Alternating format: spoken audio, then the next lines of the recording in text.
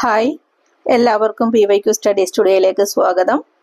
ഇന്ന് category number 88/2022 +2 പ്രിലിംസിൻ്റെ third സ്റ്റേജിലെ 26ാമത്തെ question മുതൽ 50ാമത്തെ question വരെയാണ് ചെയ്യുന്നത്. നമുക്ക് ക്വസ്റ്റ്യനിലേക്ക് കടക്കാം.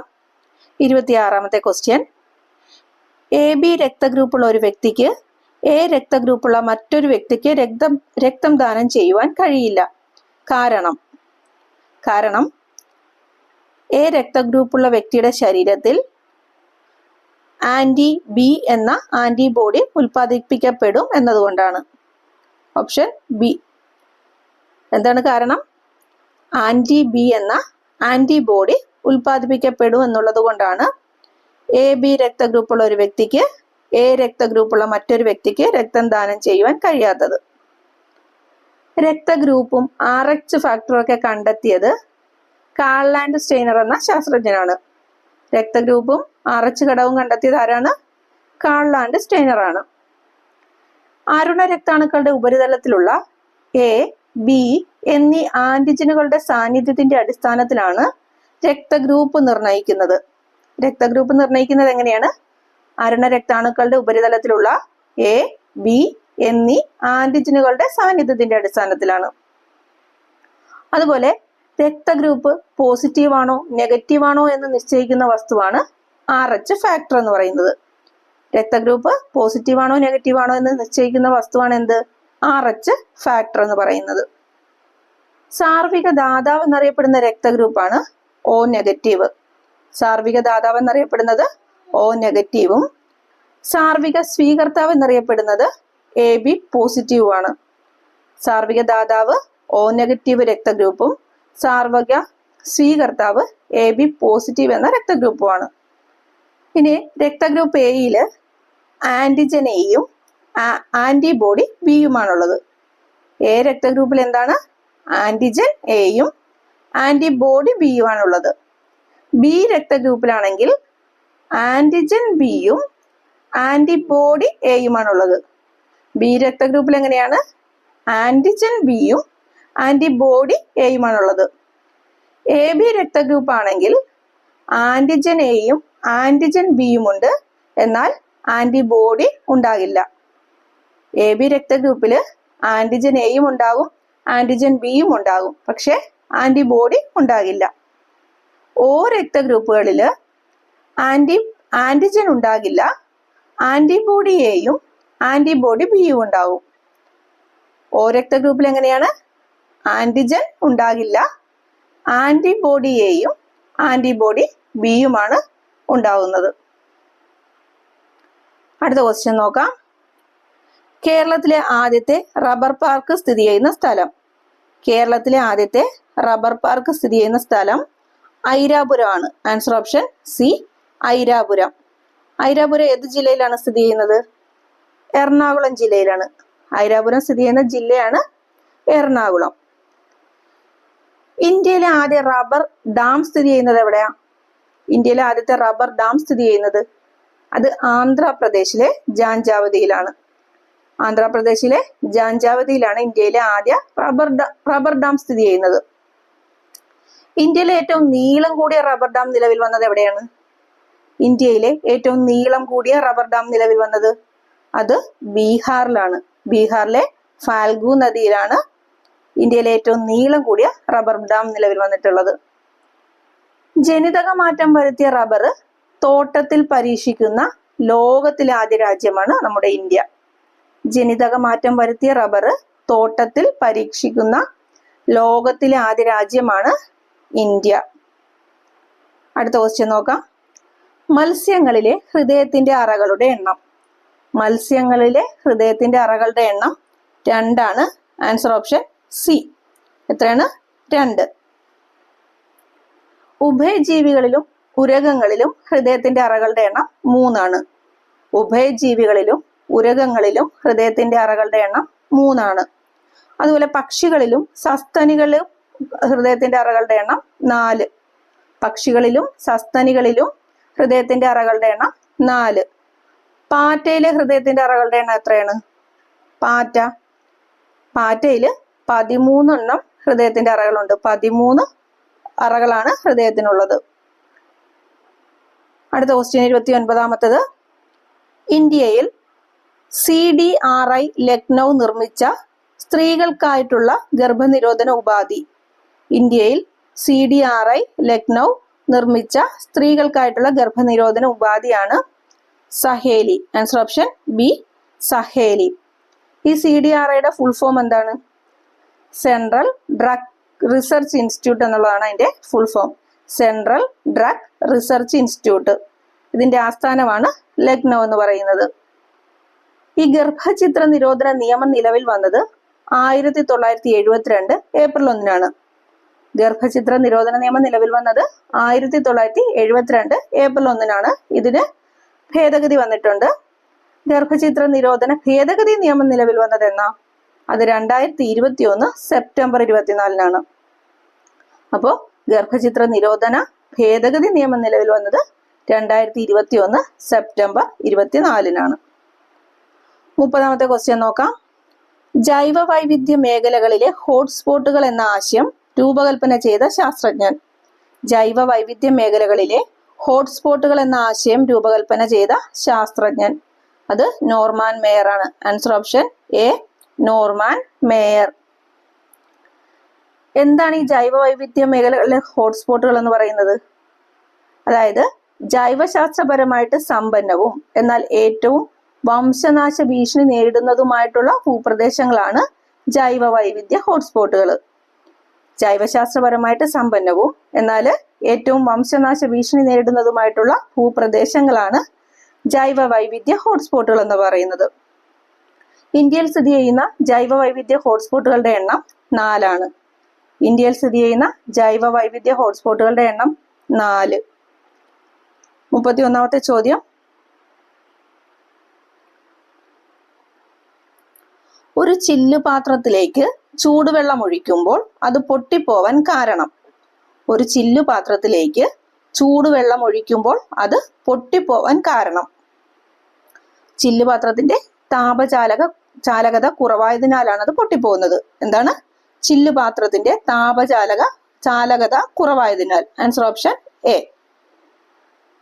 അതുപോലെ തന്നെ കോൺക്രീറ്റ് മേൽക്കൂരയാൽ നിർമ്മിക്കപ്പെട്ട കെട്ടിടങ്ങൾ വേനൽക്കാലത്ത് വളരെ ചൂടുള്ളതായിട്ട് തോന്നുന്നതിന് കാരണം എന്താന്ന് വെച്ചാൽ കോൺക്രീറ്റിന്റെ താപചാലകത കൂടുതലായതിനാലാണ്.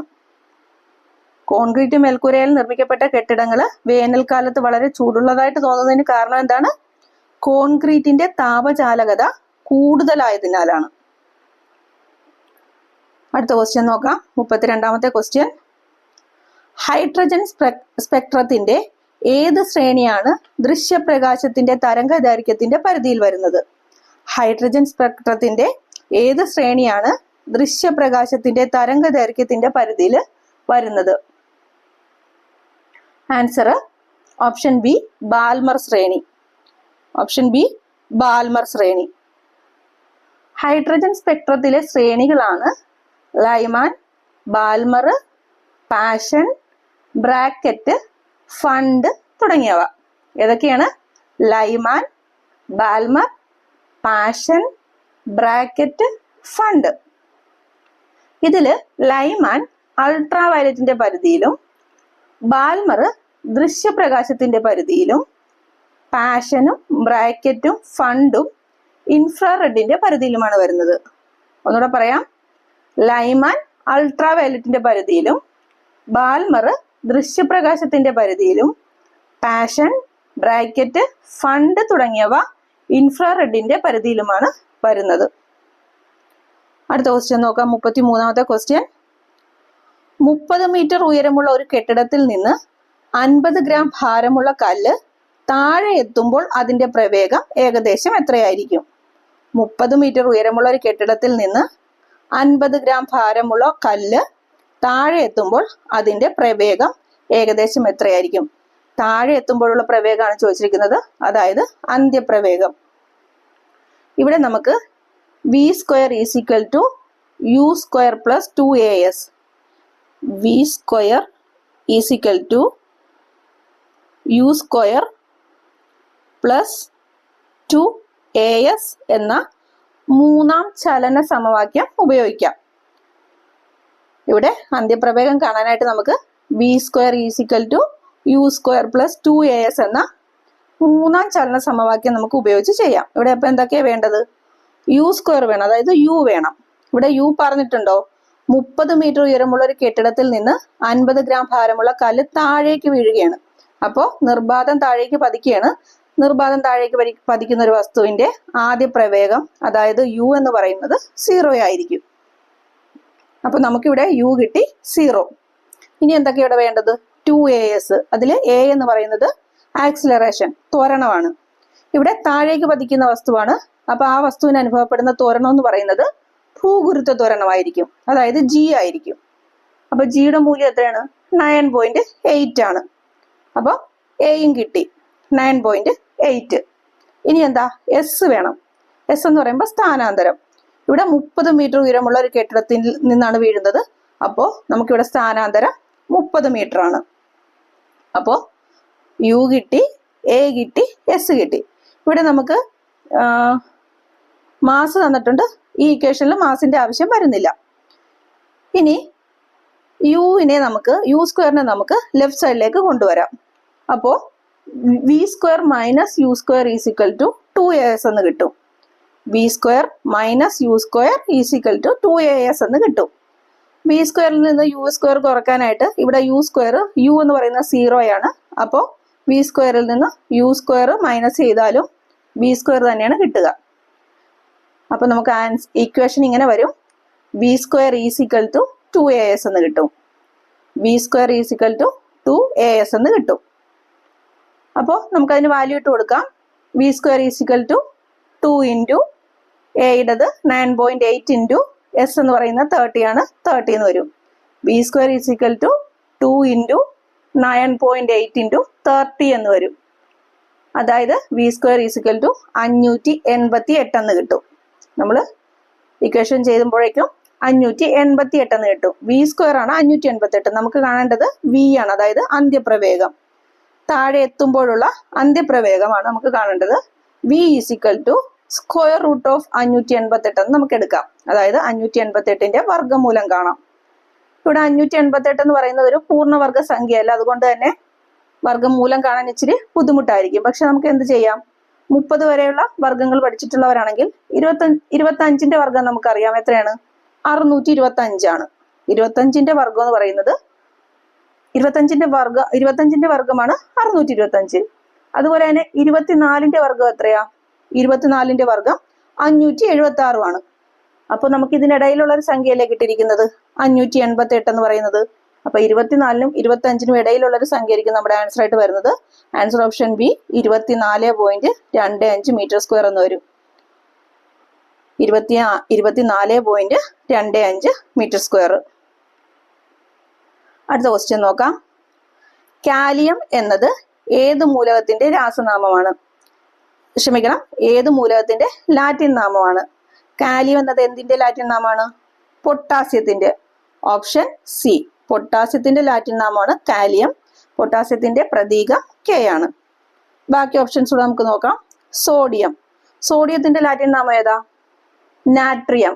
സോഡിയത്തിന്റെ ലാറ്റിൻ നാമമാണ് നാട്രിയം. അതിന്റെ പ്രതീകം Na ആണ്. കോപ്പറിന്റെ ലാറ്റിൻ നാമമാണ് കുപ്രം.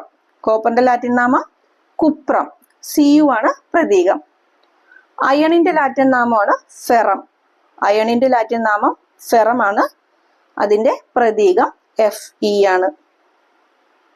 അടുത്ത ക്വസ്റ്റ്യൻ നോക്കാം. 35ാമത്തെ ക്വസ്റ്റ്യൻ. ഖരപദാർത്ഥങ്ങളെ ചൂടാക്കി നേരിട്ട് വാതകമാക്കി മാറ്റുന്ന പ്രക്രിയയാണ്. ഖരപദാർത്ഥങ്ങളെ ചൂടാക്കി നേരിട്ട് വാതകമാക്കി മാറ്റുന്ന പ്രക്രിയയാണ് ഉത്പതനം. Option A, ഉത്പതനം. ഉത്പതന സ്വഭാവമുള്ള വസ്തുക്കൾ ഏതൊക്കെയാണ്? കർപ്പൂരം, പാറ്റാ ഗുളിക, അയഡിൻ, ഡ്രൈ ഐസ്. ഇതൊക്കെ ഉത്പതനത്തിന് ഉദാഹരണങ്ങളാണ്. ഏതൊക്കെയാണ്? കർപ്പൂരം, പാറ്റാ ഗുളിക, അയഡിൻ, ഡ്രൈ ഐസ്. ഇതൊക്കെ ഉത്പതനത്തിന് എക്സാമ്പിളുകളാണ്. അടുത്ത ക്വസ്റ്റ്യൻ 36ാമത്തെ ക്വസ്റ്റ്യൻ. താഴെ കൊടുത്തിരിക്കുന്നവയിൽ വ്യത്യസ്തമായത് കണ്ടെത്തുക. ഇവിടെ തന്നിരിക്കുന്നതിൽ ഓപ്ഷൻ ഡി ആണ് വ്യത്യസ്തമായിട്ടുള്ളത്. ബാക്കി മൂന്നും പ്രാഥമിക മെമ്മറികളാണ്. Read only memory, random access memory, cache memory എന്നൊക്കെ പറയുന്നത് പ്രാഥമിക മെമ്മറികളാണ്. ബ്ലൂറേ DVD ആണ് ഇവിടെ വ്യത്യസ്തമായിട്ടുള്ളത്. 37ാമത്തെ ചോദ്യം, ഇന്ത്യൻ റെയിൽവേ ഉപയോഗിക്കുന്ന കമ്പ്യൂട്ടർ നെറ്റ്വർക്ക് ഏതിനുദാഹരണമാണ്? ഇന്ത്യൻ റെയിൽവേ ഉപയോഗിക്കുന്ന കമ്പ്യൂട്ടർ നെറ്റ്വർക്ക് ഏതിന് ഉദാഹരണമാണ്? ഓപ്ഷൻ സി, വൈഡ് ഏരിയ നെറ്റ്വർക്കിന് ഉദാഹരണമാണ്.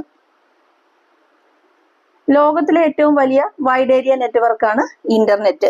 ലോകത്തിലെ ഏറ്റവും വലിയ വൈഡ് ഏരിയ നെറ്റ്വർക്ക് അഥവാ വാൻ ആണ് ഇന്റർനെറ്റ് എന്ന് പറയുന്നത്. അടുത്തത് 38ാമത്തെ ക്വസ്റ്റ്യൻ, വേൾഡ് വൈഡ് വെബിന്റെ ഉപജ്ഞാതാവ്. WWW അതായത് വേൾഡ് വൈഡ് വെബിന്റെ ഉപജ്ഞാതാവാണ് ചോദിച്ചേക്കുന്നത്. Answer option A, Tim Berners-Lee ആണ് വേൾഡ് വൈഡ് വെബിന്റെ ഉപജ്ഞാതാവ്. വേൾഡ് വൈഡ് വെബ് നിലവിൽ വന്നത് 1989 എന്നാണ് നിലവിൽ വന്നത്? 1989. ഈ വേൾഡ് വൈഡ് വെബിന്റെ ആസ്ഥാനം വാഷിംഗ്ടൺ DC ആണ്. വേൾഡ് വൈഡ് വെബിന്റെ ആസ്ഥാനമാണ് വാഷിംഗ്ടൺ DC. 39ാമത്തെ ക്വസ്റ്റ്യൻ നോക്കാം. താഴെ കൊടുത്തിരിക്കുന്നവയിൽ ഓഫീസ് പാക്കേജിന്റെ ഭാഗമായി വരുന്ന ഡാറ്റാബേസ് മാനേജ്മെന്റ് സിസ്റ്റം ഏത്? താഴെ കൊടുത്തിരിക്കുന്നവയിൽ ഓഫീസ് പാക്കേജിന്റെ ഭാഗമായി വരുന്ന ഡാറ്റാബേസ് മാനേജ്മെന്റ് സിസ്റ്റം ഏത്? Answer option D, Microsoft Access. Microsoft Access. 40ാമത്തെ ക്വസ്റ്റ്യൻ നോക്കാം. മറ്റൊരാളുടെ സ്വകാര്യതയിലേക്കുള്ള കടന്നുകയറ്റം ഇൻഫർമേഷൻ ടെക്നോളജി ആക്ടിന്റെ ഏത് സെക്ഷനിൽ പെടുന്നു? മറ്റൊരാളുടെ സ്വകാര്യതയിലേക്കുള്ള കടന്നുകയറ്റം ഇൻഫർമേഷൻ ടെക്നോളജി ആക്ടിന്റെ ഏത് സെക്ഷനിൽ പെടുന്നു? Answer option B, section 66E. Section 66E. 41ാമത്തെ ക്വസ്റ്റ്യൻ, താഴെ പറയുന്നവയിൽ കുമാരനാശാനെ കുറിച്ചുള്ള ശരിയായ പ്രസ്താവന ഏതാണ്? താഴെ പറയുന്നവയിൽ കുമാരനാശാനെ കുറിച്ചുള്ള ശരിയായ പ്രസ്താവനയാണ് ചോദിച്ചേക്കുന്നത്. 1, മഹാകാവ്യം രചിച്ചിട്ടില്ല. 2, പ്രരോദനം കുമാരനാശാന്റെ കൃതിയല്ല. 3, മഗ്ദലന മറിയം എന്ന ഖണ്ഡകാവ്യം രചിച്ചിട്ടുണ്ട്. 4, ആദ്യത്തെ ഖണ്ഡകാവ്യം വീണപൂവാണ്. ഇതില് കുമാരനാശാനുമായിട്ട് ബന്ധപ്പെട്ട് ശരിയായ പ്രസ്താവന 1ഉം 4ഉമാണ്. മഹാകാവ്യം രചിച്ചിട്ടില്ല, ആദ്യത്തെ ഖണ്ഡകാവ്യം വീണപൂവാണ്. ഇത് രണ്ടും ശരിയായ പ്രസ്താവനകളാണ്. ബാക്കി രണ്ടും കൂടെ നമുക്കൊന്ന് നോക്കാം. പ്രരോദനം കുമാരനാശാന്റെ കൃതിയാണ്. AR രാജരാജവർമ്മയുടെ നിര്യാണത്തിൽ അനുശോചിച്ചുകൊണ്ട് കുമാരനാശാൻ രചിച്ച വിലാപകാവ്യമാണ് പ്രരോദനം എന്ന് പറയുന്നത്. അതുപോലെ മഗ്ദലന മറിയം എന്ന ഖണ്ഡകാവ്യം രചിച്ചത് വള്ളത്തോളാണ്. ബൈബിൾ ആസ്പദമാക്കി വള്ളത്തോൾ രചിച്ച കൃതിയാണ് മഗ്ദലന മറിയം. അടുത്ത ക്വസ്റ്റ്യൻ നോക്കാം. 42ാമത്തെ ക്വസ്റ്റ്യൻ, മലയാളത്തിലുണ്ടായ ആദ്യത്തെ ചെറുകഥ ഏത്? മലയാളത്തിലുണ്ടായ ആദ്യത്തെ ചെറുകഥ വാസനാവികൃതിയാണ് മലയാളത്തിലെ ആദ്യത്തെ ചെറുകഥ. Answer option C, 3. ഓപ്ഷൻ 3 ആണ് ശരിയായിട്ടുള്ളത്. വെള്ളപ്പൊക്കത്തിൽ എന്നത് തകഴിയുടെ കൃതിയാണ്. തകഴിയുടെ കൃതിയാണ് വെള്ളപ്പൊക്കത്തില്. പൊൻകുന്നം വർക്കിയുടെ കൃതിയാണ് ശബ്ദിക്കുന്ന കലപ്പ. പൊൻകുന്നം വർക്കിയുടെ കൃതിയാണ് ശബ്ദിക്കുന്ന കലപ്പ. വാസനാവികൃതിയോ? വേങ്ങയിൽ കുഞ്ഞിരാമൻ നായരുടെ ചെറുകഥയാണ് വാസനാവികൃതി. ഈ വാസനാവികൃതി 1981 വിദ്യാവിനോദിനി എന്ന മാസികയിലാണ് പ്രസിദ്ധീകരിച്ചത്. വാസനാവികൃതി വേങ്ങയിൽ കുഞ്ഞിരാമൻ നായരാണ് രചിച്ചത്. 1981 വിദ്യാവിനോദിനി എന്ന മാസികയിലാണ് ഇത് പ്രസിദ്ധീകരിച്ചത്. അടുത്തത് പ്രകാശം പരത്തുന്ന പെൺകുട്ടി ടി പത്മനാഭന്റെ കൃതിയാണ്. പ്രകാശം പരത്തുന്ന പെൺകുട്ടി എന്നത് ടി പത്മനാഭന്റെ കൃതിയാണ്. അടുത്ത ക്വസ്റ്റ്യൻ നോക്കാം. 43ാമത്തെ ക്വസ്റ്റ്യൻ, താഴെ പറയുന്നവയിൽ കഥകളിയുമായി ബന്ധപ്പെടാത്ത പ്രസ്താവന ഏതാണ്? താഴെ പറയുന്നവയിൽ കഥകളിയുമായി ബന്ധപ്പെടാത്ത പ്രസ്താവനയാണ് ചോദിച്ചേക്കുന്നത്. 1, മിനുക്ക്, പച്ച, കത്തി, കരി, താടി എന്നിവ കഥകളിയിലെ പ്രധാന വേഷങ്ങളാണ്. 2, ചെണ്ട, ശുദ്ധമദ്ദളം, ചേങ്കില, ഇലത്താളം എന്നീ വാദ്യങ്ങൾ കഥകളിയിൽ ഉപയോഗിക്കും. 3, കഥകളിക്ക് അവലംബമായിട്ടുള്ള സാഹിത്യരൂപം ആട്ടക്കഥയാണ്. 4, സംഭാഷണ പ്രധാനമായ സാഹിത്യരൂപമാണ് കഥകളി. ഇവിടെ തെറ്റായതാണ് ചോദിച്ചേക്കുന്നത്. 4ാമത്തെ പ്രസ്താവന തെറ്റാണ്. Answer option A 4. കഥകളിയിൽ കഥാപാത്രങ്ങൾ സംസാരിക്കുന്നില്ല. പശ്ചാത്തലത്തിൽ നിന്നുള്ള പാട്ടുകളിലൂടെയാണ് കഥ അവതരിപ്പിക്കുന്നത്. കഥകളിയിലെ കഥാപാത്രങ്ങൾ സംസാരിക്കുന്നില്ല. പശ്ചാത്തലത്തിൽ നിന്നുള്ള പാട്ടുകളിലൂടെയാണ് കഥ അവതരിപ്പിക്കുന്നത്. ബാക്കി 3 ശരിയായിട്ടുള്ളതാണ്. മിനുക്ക്, പച്ച, കത്തി, കരി, താടി എന്നിവ കഥകളിയിലെ പ്രധാന വേഷങ്ങളാണ്. ചെണ്ട, ശുദ്ധമദ്ദളം, ചേങ്കില, ഇലത്താളം എന്നീ വാദ്യങ്ങൾ കഥകളിയിൽ ഉപയോഗിക്കും. കഥകളിക്ക് അവലംബമായിട്ടുള്ള സാഹിത്യ രൂപമാണ് ആട്ടക്കഥ. അടുത്ത ക്വസ്റ്റ്യൻ നോക്കാം. 44-ാമത്തെ ക്വസ്റ്റ്യൻ. ഒളിമ്പിക്സ് ചിഹ്നത്തിൽ എത്ര വളയങ്ങൾ കോർത്തിണക്കിയിട്ടുണ്ട്? ഒളിമ്പിക്സ് ചിഹ്നത്തിൽ എത്ര വളയങ്ങൾ കോർത്തിണക്കിയിട്ടുണ്ട്? 5 വളയങ്ങളാണ് കോർത്തിണക്കിയിട്ടുള്ളത്. ഇടത്തു നിന്ന് വലത്തേക്ക് നീല, മഞ്ഞ, കറുപ്പ്, പച്ച, ചുവപ്പ് എന്നിങ്ങനെ 5 വളയങ്ങളാണ് പരസ്പരം കോർത്തിണക്കിയിട്ടുള്ളത്. ഈ 5 വളയങ്ങളും 5 വൻകരകളെയാണ് സൂചിപ്പിക്കുന്നത്. അതില് നീല യൂറോപ്പിനെയാണ് സൂചിപ്പിക്കുന്നത്. മഞ്ഞ ഏഷ്യയെയും, കറുപ്പ് ആഫ്രിക്കയെയും, പച്ച ഓസ്ട്രേലിയയെയും, ചുവപ്പ് അമേരിക്കയെയുമാണ് പ്രതിനിധാനം ചെയ്യുന്നത്. ഒന്നുകൂടെ പറയാം. നീല യൂറോപ്പ്, മഞ്ഞ ഏഷ്യ, കറുപ്പ് ആഫ്രിക്ക, പച്ച ഓസ്ട്രേലിയ, ചുവപ്പ് അമേരിക്ക. 5 വളയങ്ങൾ. അടുത്ത ക്വസ്റ്റ്യൻ. കേരള ഫോക്ലോർ അക്കാദമിയുടെ ആസ്ഥാനം എവിടെയാണ്? കേരള ഫോക്ലോർ അക്കാദമിയുടെ ആസ്ഥാനം കണ്ണൂരാണ്. Answer option D 3. മൂന്നാമത്തെ കണ്ണൂരാണ്. കേരളത്തിലെ നാടൻ കലകളിൽ പരിശീലനം നൽകുന്നതിനും അവയുടെ വികാസത്തിനും പ്രോത്സാഹനത്തിനുമായിട്ട് സംസ്ഥാന സാംസ്കാരിക വകുപ്പിന് കീഴിൽ പ്രവർത്തിക്കുന്ന സ്ഥാപനമാണ് ഫോക്ലോർ അക്കാദമി. കേരളത്തിലെ നാടൻ കലകളിൽ പരിശീലനം നൽകുന്നതിനും അവയുടെ വികസനത്തിനും പ്രോത്സാഹനത്തിനുമായിട്ട് സംസ്ഥാന സാംസ്കാരിക വകുപ്പിന് കീഴിൽ പ്രവർത്തിക്കുന്ന സ്ഥാപനമാണ് ഫോക്ലോർ അക്കാദമി. കണ്ണൂർ ജില്ലയിലെ ചിറയ്ക്കലിലാണ് സ്ഥിതി ചെയ്യുന്നത്. PK കാളൻ പുരസ്കാരം നൽകുന്നത് കേരള ഫോക്ലോർ അക്കാദമിയാണ്. PK കാളൻ പുരസ്കാരം നൽകുന്ന ആരാണ്? ഫോക്ലോർ അക്കാദമിയാണ്. 1995 ജൂൺ 28-നാണ് ഫോക്ലോർ അക്കാദമി സ്ഥാപിതമായത്. 1995 ജൂൺ 28-ന്. ഇതിന്റെ ആദ്യ ചെയർമാൻ ജി ഭാർഗവൻ പിള്ളയാണ്. ഇതിന്റെ ആദ്യ ചെയർമാൻ ആയിരുന്നു ജി ഭാർഗവൻ പിള്ള. നിലവിലെ ചെയർമാൻ OS ഉണ്ണികൃഷ്ണനാണ്. നിലവിലെ ചെയർമാൻ ആരാണ്? OS ഉണ്ണികൃഷ്ണനാണ്. അടുത്ത ക്വസ്റ്റ്യൻ.